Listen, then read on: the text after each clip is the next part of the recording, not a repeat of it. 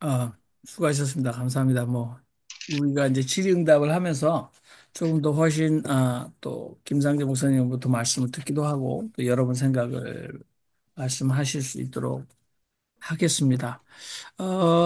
좀 짧게 말씀해 주셨고, 아주 딱 적절한 것 같은데요. 저는 그 공간복음서에서 특별히 누가복음을 중심으로 그 성찬을 좀 상상을 해 보시면 좋겠습니다. 그러니까 뭐 우리는 애찬이라고 얘기도 하는데 그 모두 그 자신의 소유를 팔아서 사도들의 발 앞에 뒀고 또 이 공동체 식사를 했을 때 그 누가복음 자체에서 보면은 이 유대파 그리스도인과 헬라파 그리스도인 그러니까 오늘날로 말하면 뭐 1세와 2세죠. 저희 이민 사회에서는 한국어를 중심으로 하는 1세와 그다음에 영어권인 2세들 사이에 뭐 그렇게 볼 수도 있겠죠.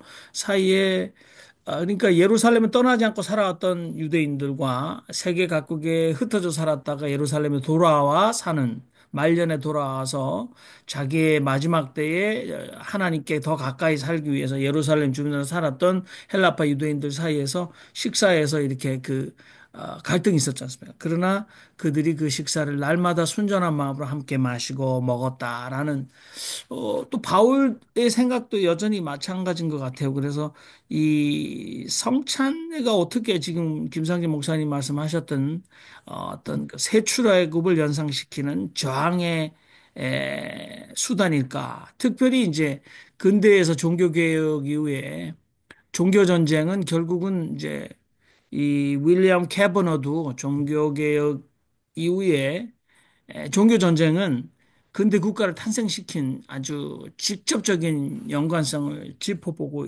있습니다. 그래서 성찬은 인류를 하나님의 몸의 구성원으로 빚어내는 놀랍고도 경이로운 공적 전례를 통해 의지와 권리에 대한 거짓 신학과 거짓 인간학의 뇌관을 제거하는 아, 참된 종교의 심장이고 온 인류를 구원하는 그리스도의 몸으로 우리를 엮어내는 실천이다. 이렇게 굉장히 실제적으로 얘기하고 있거든요. 자, 여러분 성찬의 의미를 너무 성내전적으로 사제가 이렇게 또 신부님이 또는 목사가 옷을 입고 분변분전하는 것을 훨씬 뛰어넘는 상상력이 필요하다. 그런 생각이 드네요.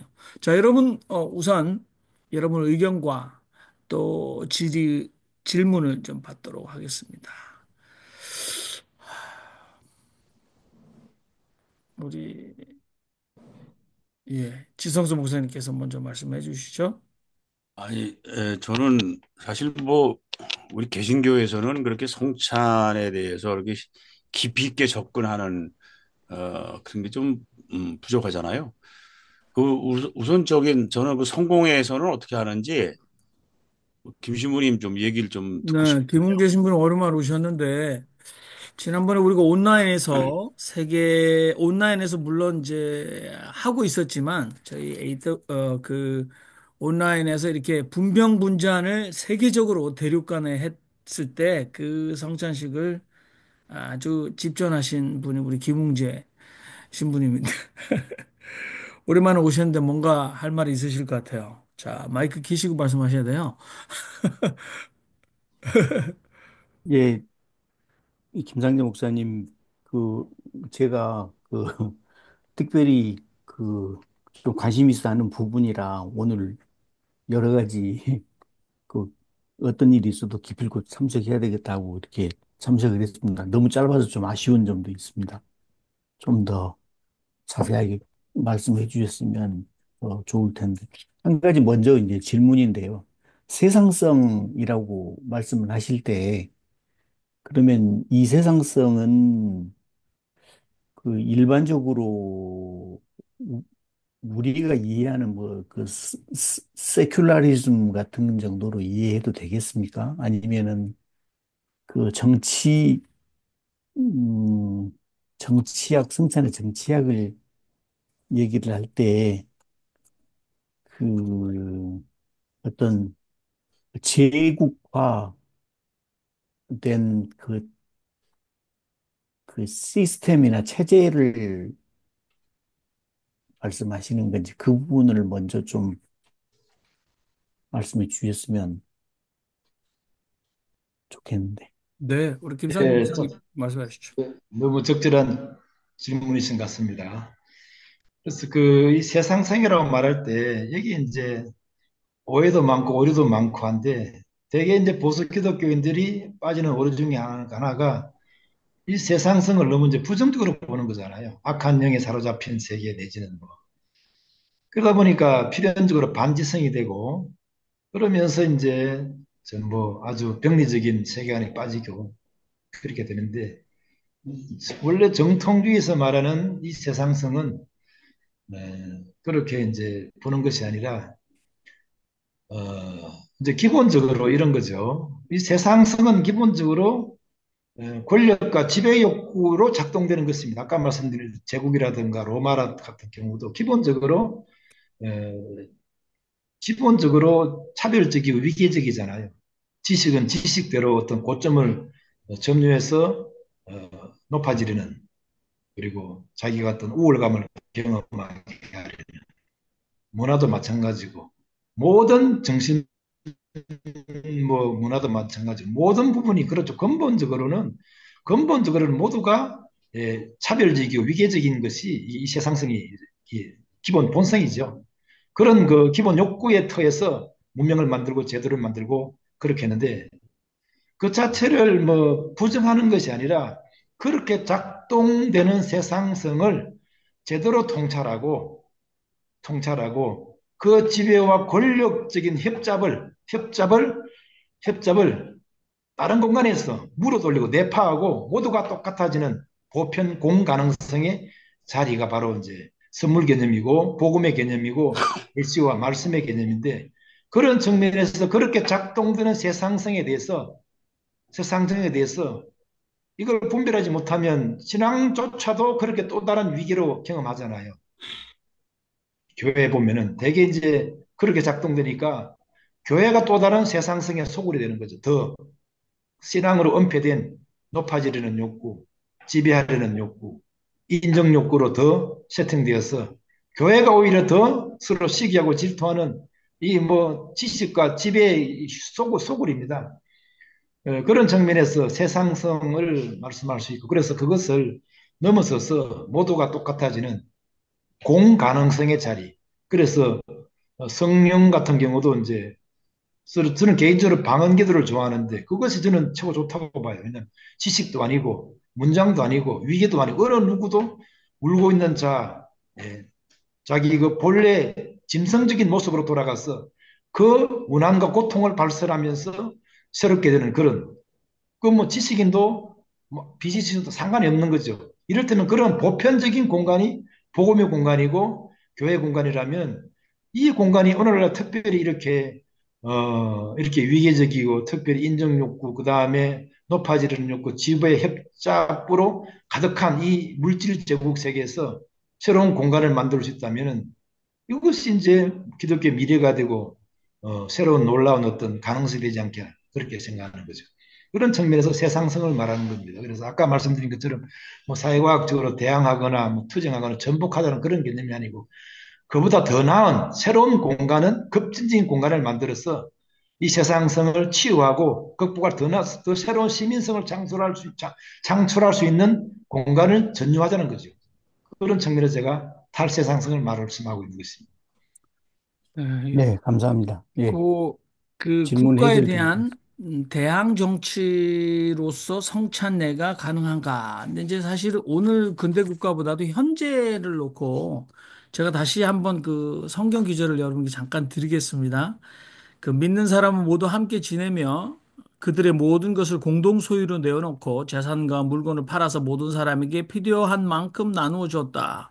그리고 한 마음이 되어 날마다 열심히 성전에 모였으며 집집마다 돌아가며 같이 빵을 나누고 순수한 마음으로 기쁘게 음식을 함께 먹으며 하나님을 찬양했다. 그리고 바울은 고린도전서 10장 16절 17절에서 우리가 축복하는 축복이 자는 그리스도의 피에 참여함이 아닙니까? 우리가 떼는 빵은 그리스도의 몸에 참여함이 아닙니까? 빵이 하나이므로 우리가 여럿일지라도 한 몸입니다. 그것은 우리가 모두 그 한 덩이 빵을 함께 나누었기 때문입니다.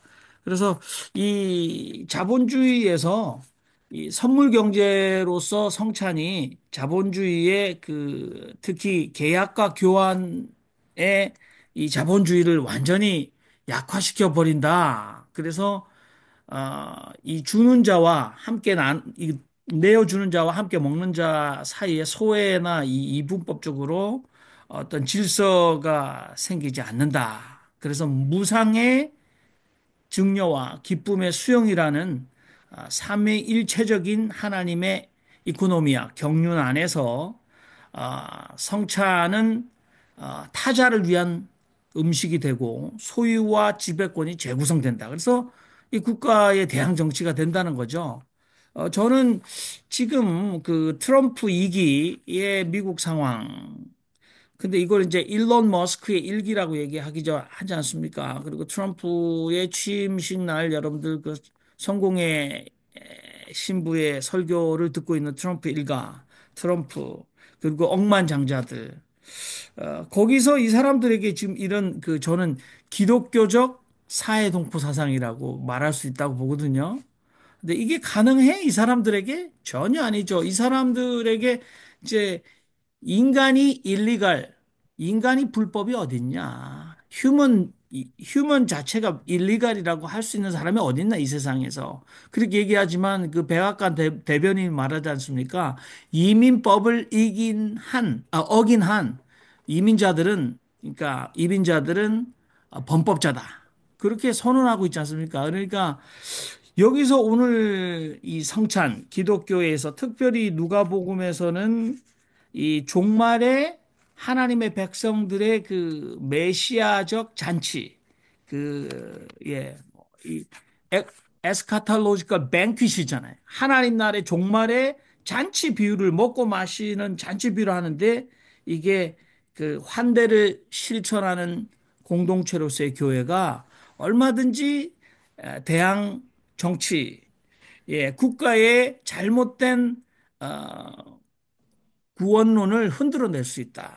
특히 또 제가 이것만 말씀드리고 이제 다른 분에게 기회를 드리겠는데 지금 만일에 우크라이나와 러시아 정부가 그 나라의 병사들에게 약속했던 평화와 연합이 실현될 것이라는 이 전쟁을 통해서라는 희망은 전쟁을 위해서 자신의 몸을 내맡긴 기독교 신앙을 가진 병사들에게 국가 구원론은 어떤 의미를 가지는가. 그런데 우크라이나 병사와 러시아 병사가 이 정파는 정교회와 뭐 다르다 할지라도 성찬 내에서는 이게 같은 몸을 나누는 시민이 되는데 우크라이나와 러시아의 경계를 초월하는 어떤 사상을 가지고 있는데 그럼 어떻게 할 건가라는 굉장히 실제적인 문제에 맞닥뜨리게 된다라는 거죠. 자, 제가 요 정도 말씀을 드렸습니다. 다른 분 너무 어렵게 생각하지 마시고, 우리 권혁대 선생님 말씀하시죠. 예, 제가 좀 쉽게 아니면은 현실적인 그 이제 형이상학적이 아니고 형이하학적으로 한번 생각을 조금 한 것을 말씀드려 보겠습니다. 이 성찬이 너무 좋은 것인데 조금 그 해석이나 적용을 너무 고급으로 하지 않았나, 너무 이론적이나 학문적으로만 하지 않았냐 이런 생각도 들고요. 하나는 이것을 왜 좀 더 성경을 근거로 해서 성경적으로 성찬을 해석하면 좋은데 너무 율법적으로 해석하고 정치적으로 해석을 한다. 이런 것이 좀 문제가 아닌가 이런 생각도 들고요. 사람의 문제나 세상의 문제는 너무나 복잡다단한 것이 어려운데 쉬운 데서 이런 이제 해결이 올 거라 이런 믿는 것도 좀 이상한데 제가 생각하는 거는요. 성찬을 오늘 여기 이제 이분들이 카바노프나 브렌트 피터리 이런 분들이 말할 때 누가복음 9장은 나왔는데 그건 참 좋은 것 같아요. 그 엑소더스 이야기하는 좋은 것 같은데 왜 우리는 이 성찬의 의미를 요한복음 6장과 마가복음의 6장에 있는 그 성찬식, 그러니까 오병이어가 광야의 성찬식 아닙니까? 내가 가진 것을 주는 것. 그러니까 요한복음 6장하고 그 마가복음 6장을 보면은 예수님이 말씀하신 요지가 그거거든요. 사서 먹이는 것인가? 아니면 내 것을 내어서 먹이는 거야. 대속이란 말이죠. 사서 먹이는 수준 가지고는 안 되고 빵을 만들어서 줘야 된다. 근데 예수님은 결국 성찬에서 내 몸을 주고 내 살을 준다. 내 피를 준다. 그러니까 별세라는 것을 예루살렘에 가서 십자가에 돌아가시는 것을 예수님은 별세라고 하셨거든요. 근데 오늘은 이제 그 엑소더스를 보는데 그 사실은 그 별세가 엑소더스잖아요. 근데 이것이 성경의 부분을 가지고 성경의 정신을 가지고 실제적으로 사람을 구하고 실제적으로 사람을 먹이고 실제적으로 기아 배고픈 걸 해결하는 것으로 가면 좋은데 요즘 말하면 너무 디지털로는 가는데 아날로그가 너무 부족한 거죠. 형이상학적인 학문을 하는 분들은 많은데 형이하학적인 현실의 문제, 그러니까 원교 근공이라면은 근공을 먼저 해야 되는데 원교만 있지 않느냐 이런 것인데 제 욕심 같아서는요. 이 성찬의 부분은 광야의 성찬식이 성경에서부터 성경의 정신, 너희가 먹을 것을 주라. 그 빌립이 사서 먹인다. 사서 공업적으로 상업적으로 이래 기업적으로는 안 되는 문제거든. 인간 문제는요. 내 살을 주고 내 피를 주는 희생하고 이런 것으로만 해결되는 문제를 이론으로는 암만 해도 오늘날 한국 문제나 이런 것도 해결이 어렵지 않는가. 하여 저는 그런 생각이 들어서 좀 더 성경으로 돌아가서 성경 속에서 오경례를 해석하고 성경 속에서 성찬식으로 돌아가고 예수님의 대속으로 돌아가는 것이 좋은 그래 길이 아닌가. 하여튼 그런 생각을 좀 해봤습니다. 감사합니다. 네. 요게 이제 우리 김상재 목사님은 캐버너프라고 그러는데 사실 영어권에서 특히 미국에서는 이제 캐버너라고 얘기하거든요. 그 윌리엄 네, 캐버너.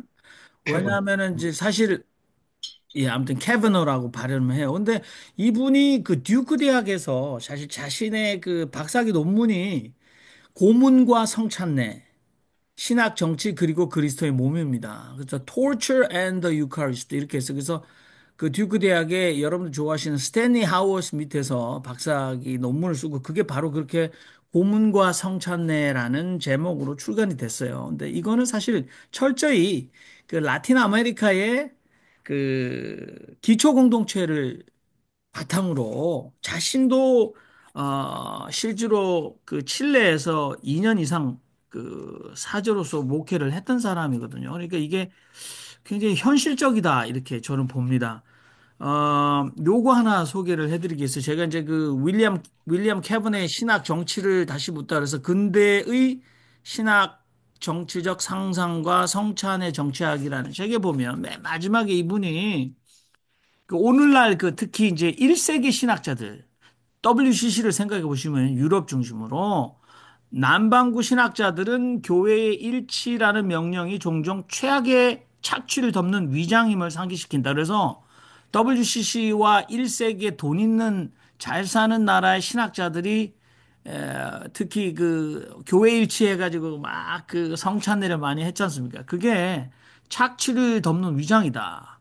북미의 맥락에서 성찬을 축하하는 많은 행사는 너무나도 자주 세계에 대한 감상주의에 젖고 진부한 소비주의로 인해 식민지화 되었다. 그래서 그리스도는 다시 성찬 때마다 배반당하신다. 이렇게 엄청나게 비난을 해요. 그러면서 1977년 2월 13일 엘살바도르의 루틀리오 그란데 신부가 마을 사람들에게 설교를 했습니다.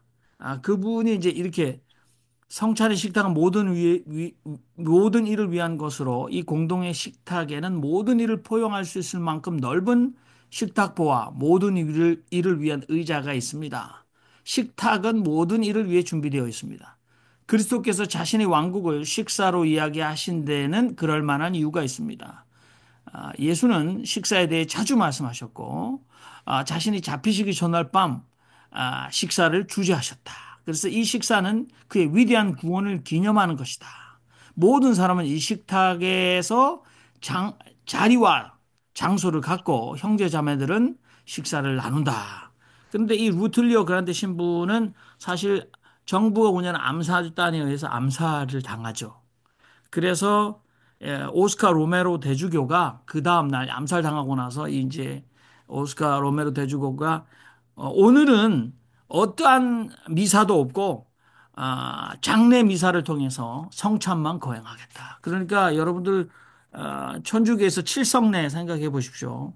장례 예식도 하나님이 집전하는 칠성례고 또 성찬도 굉장히 중요한 칠성례의 하나인데 그것을 합했죠. 그래서 이게 이제 부자와 가난한 자.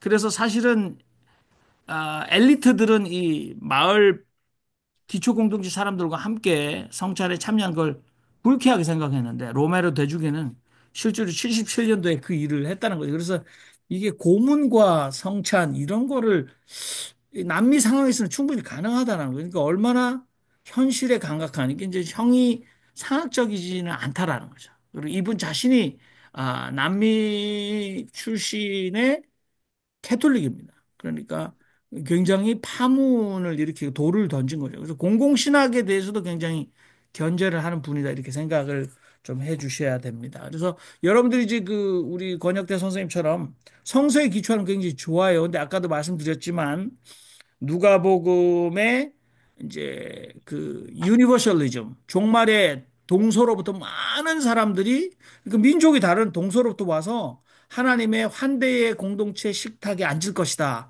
라는 유대적 전통에서의 사상 그다음 마가복음에서 누가 내 모친이며 형제와 자매냐 그래서 거기는 아버지는 언급이 없잖아요 누가 내 모친이고 형제 자매냐 그래서 이렇게 둘러보시면서 그래서 새로운 가족의 탄생. 그래서 이미 성찬은 이 세계를 먹여 살리는 성찬을 실천해서 성찬에 참여하는 이들은 국민 국가의 한계를 초월하는 새로운 몸이 된다라는. 그래서 저는 이 캐버너의 핵심을 번역한 사람이 이렇게 얘기해서 국가의 탈신성화. 교회의 재정치화. 이 두 가지로 밸런스를 잡는다는 거죠. 왜냐하면 국가의 탈신성화는 왜냐하면 국가는 국왕을 머리로 하는 신비한 몸이다. 그래서 그 사람들이 문자를 썼습니다. 라틴어로 코르푸스 리퍼블리케 미스티쿰. 그래서 국가는 이미 교회의 어떤 교황 중심의 교회 체제에 대해서 저항하고 종교 전쟁이 막 위구노에서 많은 사람을 개신교도를 프랑스에서 학살했을 때 결국 그건 근대 국가의 탄생을 아, 일으킬 수밖에 없었다. 그리고 국왕을 머리로 하는 신비한 몸 자체가 국가다. 그런데 여러분들 톨스토이는 국가는 폭력이다 그랬죠. 국가의 최고의 안보를 위한 게 뭡니까? 군대를 만들었고. 그래서 다른 학자, 사회학자는 조직화된 범죄로서의 전쟁 만들기 및 국가 만들기. 그래서 war making, state making은 organized crime. 그래서 조폭들이 이게 조직 범죄라는 거죠. 근데 그게 가능한가? 윤석열 치하는 조직 범죄예요. 조직 범죄. 근데 거기에 대해서 저항을 하는 방법이 기독교의 가장 중요한 유산이 성찬례가 있다. 이렇게 얘기를 하고 있는데 우리는 너무 이게 예전적으로만 생각하고 있지 않을까. 특히 뭐 캐톨릭에서는 도와줘. 이게 엄격한 예전이고 사제가 아니면 집례를 불가능하게 하는데 오히려 캐톨릭의 신학자들이 이걸 굉장히 정치화하고 있잖아요. 교회의 재정치화 그리고 국가의 탈신성화. 우리가 국가 이름으로 여러분 요구를 뭐 국방의 의무라든지 납세 예, 의무를 예, 들이밀면 정사님, 네 방해할 예, 사람이 어디 있습니까? 네 우리 지성수 목사님 말씀하십시오. 예, 우선 조금 클래리파이 하고 넘어갔으면 좋겠는 게 아까 그 김신부님이 세상 이 세큘라리티에 대해서 그 물었을 때 그 얘기 좀 정리하고 넘어갔으면 좋겠습니다. 이 세상성이라는 것은 세속이라고 하는 것은 뭐 실체를 어떻게 뭐 규정할 수가 없지요. 쓸 만큼 복잡하고 다양한데 저는 늘 이런 생각을 하면 성경에 공중의 권세 잡은 자라는 표현 있잖아요. 이 공중의 권세 잡은 자. 참 기가 막힌 표현인 것 같아요. 그것이 세상의 모습을 얘기해 주는 것이 아닌가 저는 생각되고요. 그다음에 우리 개신교인들에게 솔직히 말씀드려서 성찬이라는 것은 굉장히 애매하죠. 그리고 사실 어떤 느낌도 없고, 이게 솔직한 거죠. 그러나 저도 저 천주교 신자 생활해 봤습니다만, 천주교에서는 뭐, 그건 뭐 의미고 나발이고 없죠. 그건 생명이고, 뭐 그거 없으면 아무것도 없는 거니까. 그거 오직 그거지. 뭐 강론도 사실 성당에서 비자는 강론도 그 형식이에요. 요즘은 좀 강론들을 좀 하더라고요. 그냥 오로지 그냥 무조건적인 뭐, 어, 그 성체 뭐라 그러죠? 그 지문이 그 지문 잊어버렸다 하도 오래돼서 성만찬 하는 걸 뭐라 그러죠? 가톨릭에서 성례전, 그냥 성례전, 성체성사라 그러나? 예, 성체성사. 성취성사. 예. 예, 예, 하도 오래돼가지고 저도 뭐 신부 되려고 하던 사람으로서 하여튼 그런 거긴 뭐 이유 여하를 막는 거 무조건 그게 생명이니까 따질 것도 없고 그런데 저는 이 성찬에 대해서 가장 강렬하게 느꼈던 것이 그 기록 영화에서 기록 영화 이거 다큐멘터리인데 실제 기록은 아닌 것 같아요. 그 독일의 나치 시대의 그 고백교회의 그 학생들이 고백교회 성찬식을 하는 그 장면은 그건 그대로 그 한 번의 성찬이 목숨이 달려 있는 그런 것이었거든요. 보네포 영화가 뭐 곧 나온다 그러대요. 우리 나왔어요. 한국에도 아, 예, 뭐 그렇게 한국. 그거 어디서 본 것 같아요. 한국어를 거기에 아마 나오는지 모르겠습니다. 근데 제가 느끼는 현실의 눈에 보는 데서 성찬은 언젠가도 말씀드린 기억이 납니다만은 동성애자 교회를 갔을 때 동성애자 교회는 꼭 예배 때마다 성찬을 하거든요. 거기 반드시 합니다. 하는데 할 때 어떻게 하냐면은 우리 보통 개신교에서 하는 것처럼 한 사람씩 이렇게 분명하는 게 아니고 이렇게 때를 지어서 나옵니다. 여러 명이 나와서 성찬을 하고 함께 기도하고 가고 이렇게 해요.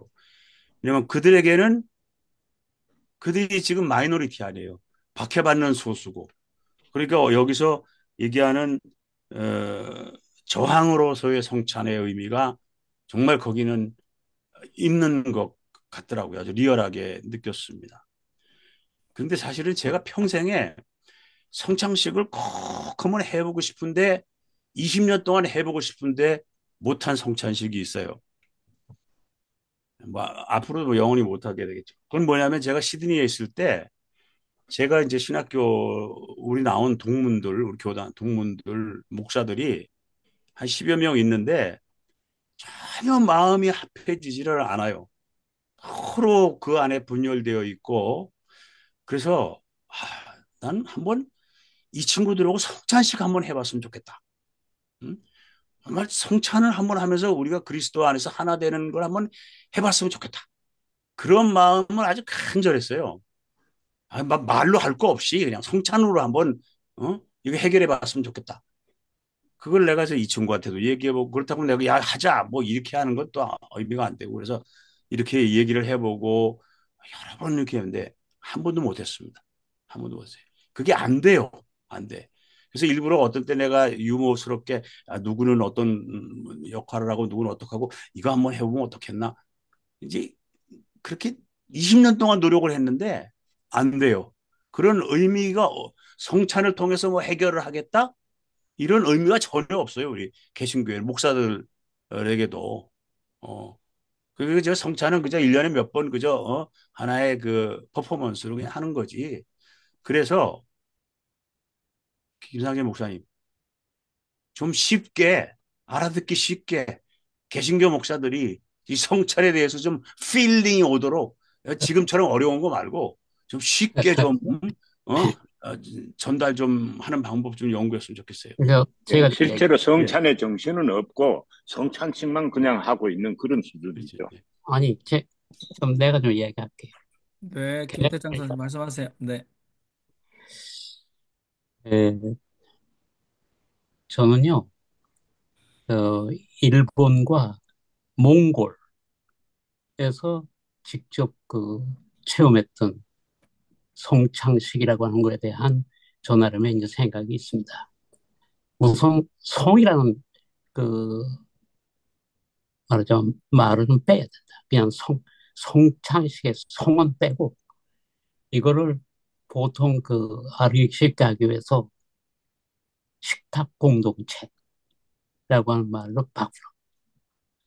그래서 교회라는 데는 기본적으로 뭐냐 하면 하나님의 말씀이라는 걸 영적인 먹이하고 그다음에 실제로 식사라고 하는 신체적인 육체적인 먹이 이 두 가지를 우리가 함께 나눌 수 있는 곳이 교회다. 그래서 설교와 그다음에 식사를 함께 하는 거가 일체로 돼 있어요. 그래서 이 몽골 사람들이 한국인이 만든 교회에 와서 그래서 굉장히 기뻐하는 것은 영적인 그 배고픔을 채워주는 말씀과 그 다음에 육체적인 허기증을 채워주는 그 음식 두 가지가 나란히 그 이를테면 한 장소에서 제공되는 그러한 교회의 모습에서 새로운 그 교회의 그 어떤 형태라고 할까 그런 것이 이제 생겨나는데 그것이 몽골 사람들에게 굉장히 먹혀 들어가는 걸 제가 현장에서 봤거든요. 근데 우리가 따로따로 생각할 것이 아니라 하나님의 말씀을 먹는다는 것이 우리의 영적인 일테면 기아를 채워주는 거고 그 다음에 이제 육신의 기아를 채워주는 것이니까 이 두 가지를 합쳐서 교회를 식탁 공동체라 이제 그렇게 이제 표시합니다. 일본의 동경대학의 그 교수이면서 신학자이면서 또 신부인 사람이 그 그러니까 가톨릭 신부입니다. 근데 그분은 불란서와 일본 그리고 카나다 이쪽을 이렇게 다니면서 그러면서 이제 그 식탁 공동체에서의 교회 운동을 벌이는데 근데 교회는 그 설교만 준비하지 말고 먹이 식사를 준비해야 된다. 그래서 반드시 예배가 끝나고 나면 함께 식사하는 그것이 주된 그 교회의 임무로 돼야 된다. 뭐 해외 가서 선교하는 분이 이런 것으로 좀 예산을 줄이고서 그러고서 그 당장 그 이웃의 일상의 식사조차 제대로 그 마련하지 못하는 가난하고 불쌍한 사람들이 많은데 일본같이 그 세계 제2의 경제 대국이 돼도 그런 사람들이 있어요. 미국에 가봐도 그 한쪽에 세계적인 대부호가 있는가 하면 한쪽에는 거지가 많거든요. 그러니까 이런 쪽에서 아무도 돌봐주지 않는 그런 사람들에게 무료로 식사로 제공한다고 하는 것이 구체적으로 성만찬에 혹은 성찬식의 그 형식적인 것보다도 구체적인 거 아니냐. 이제 그런 것이 이제 되는데 저희들이 그 가만히 생각해 보면은 이 먹는다고 하는 게 인간에게서 가장 중요한 일인데 그런데 에, 역시 그 그냥 물질적으로 식사를 하는 거 외에 인간에게는 영적인 갈증이 있으니까 욕구가 있으니까 영적으로 채워주는 것과 함께 그 동시에 그 제공되는 그러한 교회가 지금 이 시대에 우리들에게 필요하지 않나. 그러니까 저는 그 송망찬이라고 할 때 그 송자가 들어가면 아무래도 그게 무슨 또 다른 거하고는 다른 아주 특별한 무슨 뭐가 있는 것처럼 생각이 되는데 저도 아까 지 목사님처럼 제가 이제 그 말하자면 개신교 쪽이거든요. 제 친구들은 가톨릭이 많지만 근데 개신교에서는 성찰의 형식이에요. 그 가끔 하는 거지 그게 뭐 매주 하는 게 아니니까. 그러니까 자연히 그 낯설고 좀 조금 좀 뭐랄까 마음에 와서 닿질 않아요. 그러니까 오늘 그 노 선생님께서 많이 그 아주 좀 어려운 말을 섞어가면서 이제 설명하셨는데 솔직히 말씀드리면 가슴에 와 닿지를 않습니다. 그런 식의 성찬이 중요한 게 아니고, 우리가 일상의 생활 속에서 구체적으로 신체적 욕구와 영혼적 욕구가 충족이 돼야, 그래야 그것이 의미 있는 건데, 근데 그것을 하기 위해서는 역시 제가 여태까지 경험한 것 가운데서는 몽골과 일본에 있었던 식탁 공동체라고 하는 것이, 그것이 오늘날 이 시대에 필요한 거 아닌가. 그러면 아까 지 목사님 말씀하신 것처럼 이 개신교에서는 그렇게 하나도 잘 되질 않았다 하는 말씀이 저도 공감이 가는데, 개신교를 제가 다니면서 생기기 시작한 지 70년이 넘었습니다. 어, 90년 생활 가운데서 70년을 제가 개신교의 교회를 다니면서 쭉 자라봤어요. 근데 단 한 번도 그 성창식의 의미가 가슴에 와닿은 적이 없어요. 그건 그냥 형식적으로 가끔 가다가 이것이 예수의 피고 이것이 예수의 살다 이렇게 목사님이 말씀하시지만, 실제로 그것이 저 예수님의 피고 예수님의 살이라고 하는 직감이, 실감이 나느냐? 너무 여태까지 한 번 그 실감을 해본 적이 없어요. 그러나 몽골과 일본에서 있던 식탁 공동체에서 실제로 그 영적인 갈증을 해소해주는 그러한 그 생수와 같은 혹은 맛있는 음식과 같은 말씀을 듣고, 그러니까 설교도 그런 식으로 해야 되는 거죠.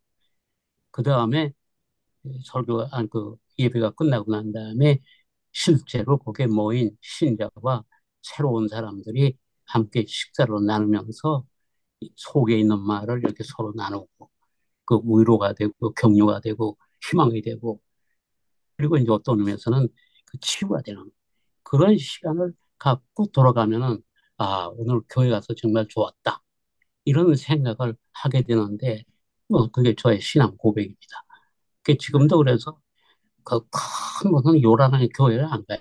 그런 데를 안 가고, 그리고 좀 그 자그마한 교회지만은 목사님이 특별히 그런 데 신경을 써서 다른 예산을 다 깎더라도 그 신자들에게 푸짐하게 식사 대접을 하는데 온 정신을 키우는 그런 목사님이 계시거든요. 그래, 그런 교회 가게 되면은 뭐 평상시에 만나지 못하는 사람 만나서 이런저런 신앙에 관한 얘기도 나누고, 그래서 인생을 배우고, 그리고 그 아까 말씀하신 국가 권력 체제와는 다른, 오히려 국가 권력 체제와는 거리가 먼 아주 다른 세계가 있다고 하는 거. 그것을 실감하게 돼요. 그것은 반드시 물리적으로 어, 정부나 혹은 관료기관과 멀다는 그런 뜻만이 아니고, 정신적으로 영적으로 거리가 먼, 그래서 국가 권력 체제는 아주 완전히 다른 그러한 생명 원리, 생활 원리에 의해서 이루어진 그러한 그 식탁 공동체라고 하는 것이, 그것이 적어도 저에게는 그 오늘 말씀하신 성창식이라고 하는 것에 대한 구체적인 그러한 실감 있는 형태가 아닌가, 그런 생각을 해서, 그래서 성경 말씀을 인용해서 말씀하시는 것도 좋고 신학적인 얘기도 좋지만, 그거는 목사님들 사이의 말씀이고, 저같이 목사가 아닌 사람의 입장에서는, 현신들 입장에서는 그쪽보다도 좀 더 그 시총각적으로 실감할 수 있는 그런 식탁 공동체 같은 교회가 있으면은, 그러면 그것이 훨씬 더 지금 우리 시대가 요청하는 그러한 것에 대응할 수 있는 그러한 이제는 식탁 공동체가 되지 않을까, 네. 그런 생각을 합니다. 예. 네, 우리 김태창 선생님의 이 70년 이상 개신교 예배와 신앙생활을 통해서 한 번도 성찬의 의미에 대해서 충격이나 어떤 의미를 발견하지 못했다라는 굉장히 비극적인 말씀. 물론 그게 중요한 건 아닙니다만 그런 말씀이 듣기에 굉장히 충격적입니다. 우리 윤정현 신부님 마이크 오래전에 키셨고 또 김성복 목사님 말씀하시면 되겠네요. 마이크 자동적으로 켜졌네요. 예, 저는 이제 그 교회에서 모일 때마다 성찬례를 한단 말이에요. 홀리 유카리스트라고 해서 성체성사라고 칠성사 중에 하나로 뭐 만나면 매주 하고 또 평일날도 새벽 미사 때도 그거 아니면 못 해요. 뭐 다른 거 없어요. 그런데 우리 김상재 목사님이 그 저항과 탈출로서 그 성찬의 정치학이라는 말씀하는 게 저는 충격으로 다가왔어요. 야, 성찬내가 이러한 힘이 있나? 우선 첫째, 그러한 의혹, 그러한 문제 도전을 받았어요. 그러니까 제가 해온 거는 철저히 성찬의 비정치화, 성찬의 비저항화, 성찬내가 그렇게 돼서 연극에 교회에서 성찬내 하나의 퍼포먼스 연극으로 변해서 식탁 공동체 생각할 수 없는 아주 이상한 그런 연극으로 교회에서 매주 반복하는 걸로 되었기 때문에 야 우리가 굉장히 반성하고 이거 새롭게 하지 않으면 성서 말하는 이 저항과 탈출 그 6월절의 이 성탄절하고는 거리가 너무나 먼다는 걸 지금 발제를 들으면서 느꼈어요. 야, 우리 정말 엉터리로 해왔던 거 아닌가? 그냥 형식 아닌가? 철저히 비저항화를 했구나, 우리가. 이 국가 권력에 대한 어떠한 도전도 그것도 아니고, 이거 하나의 신자들 그 순명화, 그 노예화하는 걸로 사용하는 기자재로 쓰여온 거 아닌가? 그런 지금 도전을 받았습니다. 하여튼 좋은 발표 고맙습니다. 네, 감사합니다. 예, 김성보 목사님 말씀하세요. 네. 저는 오늘 그 화면을 키지 않고 듣기만 해서 들으면서 오늘 작업할 게 있어가지고. 근데 그, 이 성찬식이라는 거는 기억하는 거거든요. 해서 그, 이제 잡혀 죽기 전에 마지막 만찬 때, 그때 이제 예수님께서 이것을 제정하셨단 말이죠. 그래서 그 성찬식에 참여하는 거는 예수님의 그 마지막 그 식사에 참여하는 것이다. 그래서 그 기억하는 거거든요. 동시에, 동시에 하나님 나라에서 앞으로 있을 그 잔치에 초대돼서 그 잔치를 미리 맛보는 것이다. 미래를 땡겨가지고 현재에 성취하는 것이다. 네, 그래서 그 성찬의 그러한 의미를 이야기해 주면서 매 주일마다 성찬식을 거행했어요. 저희 교회에서 목회할 때. 그래서 매 주일 반복되는 성찬식이 에, 영성에 어떠한 영향을 주느냐, 스피리추얼 라이프에 어떠한 영향을 주느냐. 우리가 논문 제목을 해서 그걸 썼는데요. 어, 워싱턴 DC에 있는 웨슬리 신학교 목회학 박사과정 논문이었습니다. 그래서 그 성찬식은 매일 하는 거는 정말 힘들지만 한 주일에 한 번씩 적어도 우리가 예배라고 하는 데에서는 드려져야 되는 거 아니냐. 말씀의 성찬으로 그 말씀을 먹고 마시는 걸로는 정말 안 되고 어쨌든 이건 내 몸이다 하고 주어진 그거와 이건 내 피다라고 주어진 그거를 먹고 마심으로 체험하는 함께 나누는 그런 성찬이 아니겠는가 하면서 오늘 강의를 잘 들었습니다. 감사합니다. 네. 저는 아직도 여러분들이 이제 급진 정통 신학자들이 이게 성찬이 국가의 경계를 뛰어넘어 동료 시민이 누구인지를 다시 규정하고 또 영토 국가의 시민권, 미국의 시민권 얼마나 살벌합니까? 그걸 떠받치는 어떤 법 규제, 이걸 근본적으로 훼손한다. 그래서 그리스도의 동료 시민은 과거, 현재, 미래를 포괄하는 그리스도의 몸에 동료 지체들과 잠재적인 지체들, 우리 이동규 선생님 좋아하시는 익명의 그리스도인이죠.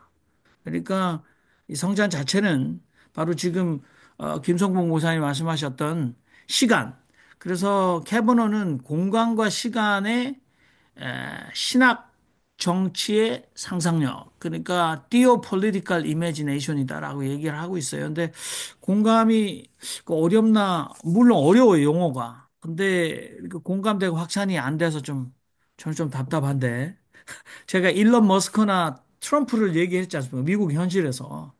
이게 이민자들은 이게 불법, 이게 일리갈이다, 인간들. 그리고 다 내쫓고 있는데, 아니, 미국 정부가 그 트럼프 취임식에서, 아니, 성공의 여성 사제가 제발 그 이민자들 향해서 좀 불쌍히 여기십시오. 우리가 식당에서 밥 먹고 나면 그 식기를 세척하는 이 사람들도 가족이 있고, 이 사람들 성소수자들, 이 사람 좀 불쌍히 여기십시오. 이 사람 세금들을 내는 자입니다라고 얘기했는데 전혀 미동도 하지 않잖아요.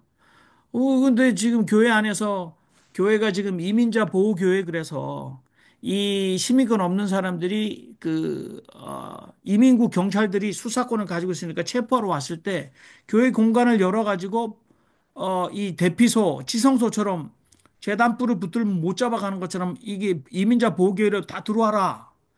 근데 트럼프가 이렇게 단속하면 초등학교 애들이 학교를 안 갑니다. 잡힐까 봐. 그리고 애들이 끝나면 부모가 데려가야 되잖아요. 미국은 법적으로. 근데 애를 아예 안 보내요. 그런 살벌한 상황 속에서 교회가 커네티컷 이 뉴헤븐에서 있었어요. 한 가족이 교회 안으로 들어갔거든요. 이민 경찰이 잡으러 갔는데 교회가 막아서 못 들어온다. 이 굉장히 현실적인 얘기인데 교회가 그렇게 이 사람들을 사회동포주의로 다 받아들인다. 라고 얘기하는데 우리는 자꾸 예전적으로 이렇게 교회 안에서 형식적으로만 했던 것만 자꾸 생각하니까 성찬의 이 정치성이 우리 윤정현 신부님이 느끼듯이 충격이 없다라는 말이죠. 그래서 좀 답답한데 우리 김상재 목사님이 좀 얘기를 좀 더 해주셨으면 좋겠다. 특별히 여러분 보십시오. 그 교회가 동서 로마 제국에서 이 예수를 어, 유사 본질이냐 동일 본질이냐 그래서 얼마나 싸웠어 신성 인성 논쟁 가지고 근데 성만찬에 와서도 그대로 죄송합니다 성만찬에 와서도 캐톨릭에는 화채설 그리스도가 어딨냐 그랬더니 떡과 잔에 예수님의 살과 피로 변하면서 바로 여기 사제가 집전하는 여기 현장에 그리스도가 임한다라고 얘기했더니 어, 이 루터가 아니다. 천상에도 하나님 보좌 우편에도 있고 여기 성만찬이 집행되는 여기도 있다. 그래서 공제설하고 로마 캐톨릭에 개겼잖아요. 그랬더니 켈빈이 노노노 영적 임재다. 그래서 영적으로만 여기 임재한다. 그랬더니 쯔빙글리가 아유 그냥 기념하는 거야. 그냥 이렇게 싸웠는데 그것들을 얼마나 죽였어요. 근데 성만찬 논쟁도 결국은 예수의 신성과 인성에 대한 다툼이었어요. 근데 교회는 아직도 자체 해결 이 화채설이니 임재설이니 공제설이니 기념설이니 아직도 지들끼리 다투고 이 성찬의 정치성 전혀 생각하지 않고 있다라는 거죠. 그래서 좀 답답한데 김상계 목사님 다시 한번 마이크를 넘기겠습니다. 목사님이 토론 네, 저기 저는 사실 그 성찬례도 중요하지만 사실은 그 지금 개신교가 지금 유교에 다 지났잖아요. 개혁 신앙으로는 더 이상 통할 수도 없고 통할 수 있는 시민을 양성하지도 못하고 완전히 패배했습니다. 그리고 지금 거구가 사실 처절하게 실패했죠.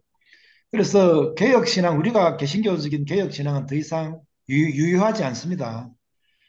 그런데 이제 그것과 별도로 그 이제 성찬이 말하는 그 성령론이 말하는 복음이 말하는 보편성, 차별을 넘어서 이런 어떤 정치신학적 정치성은 제가 볼 때는 유효할 뿐만 아니라 이 시대를 치유할 수 있는 새로운 우리 김태찬 교수님 말씀하신 것처럼 국가 체제 이상에 넘어서는 어떤 국가를 새롭게 하고 국가 전체를 갱신시킬 수 있는 영적으로 저런 공간이 된다는 말이죠. 그런 측면에서 이런 공간을 적극적으로 제출하고 만들어야 돼. 이게 사실 복음의 기본적인 원인데 이것을 개혁신앙은 충분히 보지 못했죠.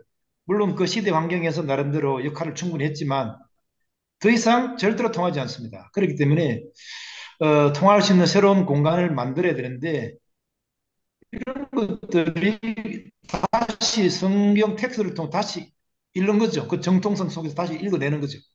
그런 작업을 게을리하자면은 충분히 기독교고 계속 할 말이 있다고 저는 보는 것이죠. 네, 그래서 이런 노력을 게을리하지 말아야 된다. 그리고 아까 특히 김태창 교수님 말씀이 상당히 제게 이제 도움이 됐고 또 여러분들의 말씀들이 제가 생각하지 못한 부분들 성찬이 개신교에서는 여전히 실감이 안 나죠. 그리고 그것이 제가 말씀드린 것처럼 익사이팅한 경험이 되지 못합니다. 현실이죠.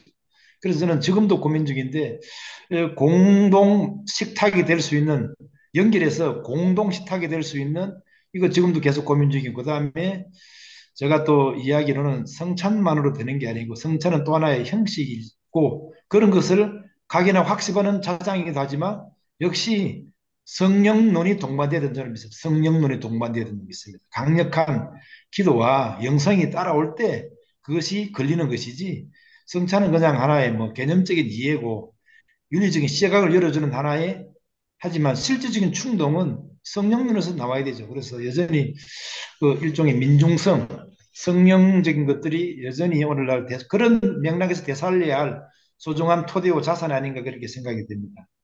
뭐 이 정도로 하겠습니다. 네. 지금 공수처 근처에서 이렇게 분신 자살하는 사람이 목사로 밝혀졌어요. 그죠? 그리고 구국 결사대 소속이 됐고 제주도에서 개척교회를 했고 정강훈과 연관이 돼 있죠. 그래서 우리가 이제 광장 기독교 정강훈의 물론 우리 정관 욕을 많이 하는데 한 가지 정광훈은 기독교의 정치성을 굉장히 회복시켜 놓은 인간 아닙니까? 근데 잘못됐죠, 물론. 근데 저는 굉장히 섬뜩했어요. 그래서 정광훈이가 자기한테 자기가 이렇게 몸을 국가의 재단에 바치겠다라고 원하는 이 분신하겠다는 뭐 또는 이 몸을 바치겠다는 사람의 수백 통 자기가 전화를 받았다. 이 정도로 말할 만큼 이 정강훈의 광장 기독교가 이렇게 나갔는데 그리고 분신한 사람이 구국결사대 그리고 총사령관도 다 사랑제일교회 안에 있더구만요. 근데 예 대단합니다. 뭐 대단하단 말은 칭송이 절대 아닙니다만 굉장히 우리가 지금 한국 개독교의 정광훈을 목사로 하지 않고 다 욕을 하는데 어떻게 이렇게 예 광장으로 나왔어요? 근데 어떻게 이 교회의 재정치화, 근데 사실 극우화죠. 혐오주의를 바탕으로 한 극우화가 됐는데, 개신교들은 뭐합니까? 이찬수 목사가 모든 판단을 유보하고 기도하자 이런 얘기는 정광훈에게 전혀 다가가지 않지 않습니까? 그런데 이번에, 예, 수거 대상자 중에 미국 LA에서 건너간 최재형 목사 이름이 들어가 있잖아요. 어떻게 생각하세요? 최재형 목사가 예, 디올백 사건으로 이름이 올라갔는데 이 사람은 내란 또는 뭐 계엄과 전혀 상관없는 미국 시민권자예요. 근데 이 사람도 죽여라고 해서 리스트에 올라가 있는 거거든요. 그러면 이 교회의 재정치화에 대해서 성찬을 재정치화해야 되고 국가를 탈신성화해야 된다. 우리 국가 민족 앞에서 맹세를 했지 않습니까? 이 5시마다 국기 하강식 때 가슴에 손을 얹고 이건 국가의 신성화거든요.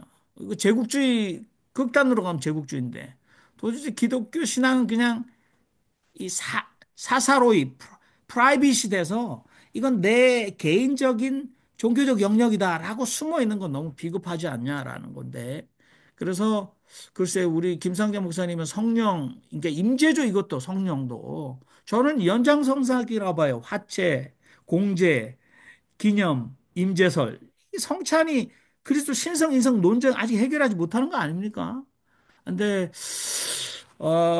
그리스도의 몸의 세속성 이거는 굉장히 그 예수님의 임재가 어디 있나라고 말하는 똑같은 고민이 아닐까. 김웅재 우리 신부님께서 질문하셨던 저는 이 세속화 이거는 교회의 재정치화와 동일한 단어로 들리는데, 자, 우리 어, 다시 다 끝나가는데 우리 김웅재 신부님 오랜만에 오셨는데 이렇게 질문만 하셨는데 한 말씀 해주십시오. 왜냐하면은 본인께서 이렇게 성찬에 대해서 굉장히 큰 의미를 오랫동안 두고 오셨잖아요. 그러니까 오늘 발제와 또 우리 토론을 통해서 김웅재 신부님이 좀 예, 유물론적으로 좀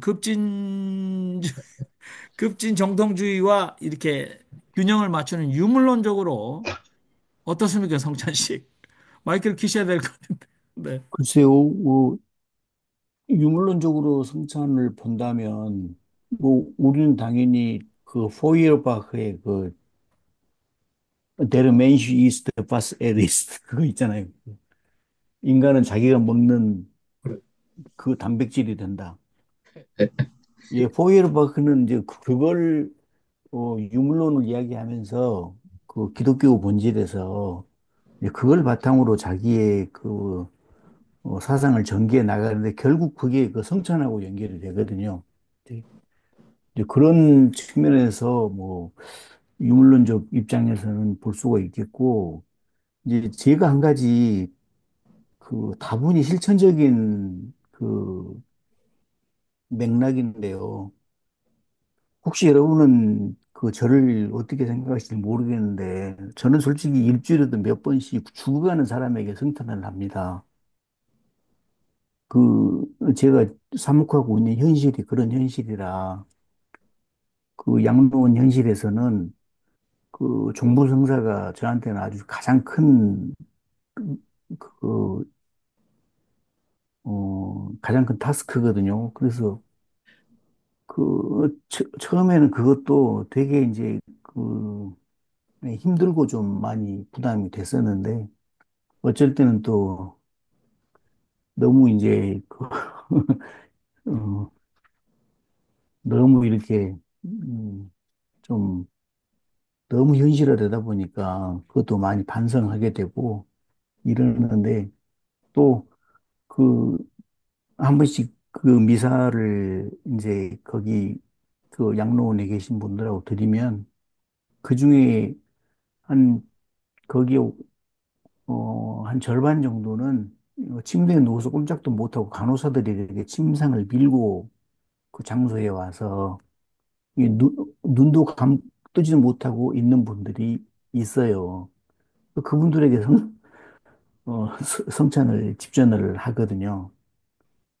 제 그 성찬 기도를 그분들이 알아듣는지 또 어떤 분들은 제가 축성한 그 빵을 못 삼키고 이렇게 입으로 못 넣고 밀어내시는 분들도 있거든요. 저는 그 실천적인 고민들이 좀 있어요. 예. 굳이 정치하고 연관을 안 시키더라도 정치학적으로 뭐 그런 고민들이 저에게는 솔직히 말해서 거의 매일 맞이하게 됩니다. 음, 네. 그런 부분도 있다는 것을 좀 참고로 해주시면. 네. 저도 미국에서 이제 병원 측에서 이렇게 임종이 가까우면 면회 시간을 한없이 연장해 주지 않습니까? 왜냐하면 이제 그게 마지막 시간이라고 생각해서. 그리고 이제 돌아가시기 한 20시간, 하루 정도 전에는 얼마든지 계속해서 친인척을 모시고 와서 면회를 하게 해주는데, 저도 개인적으로 이제 제가 임시 목사가 안식년에서 근데 대만 교인이었는데, 뭐, 돌아가시기 전에 이제 사실 가족들이 세례를 부탁하시더라고요. 그래서 저도 사실은 가서 이게 마지막에 성찬도 있지만 이제 세례도 굉장히 중요하죠. 그래서 뭐 사목적으로 큰 의미가 있었던 것 같습니다. 저는 영국의 작가 C.S. 루이스 하면 굉장히 온건한 보수주의자인데 C.S. 루이스가 우리 이제 지성수 목사님의 사례 신학과 연결될 수도 있는데 우리의 오감이 경험할 수 있는 가장 거룩한 대상은 성찬의 빵과 포도주이고 그 다음은 우리의 이웃입니다. 이웃은 거의 성만찬만큼 거룩합니다.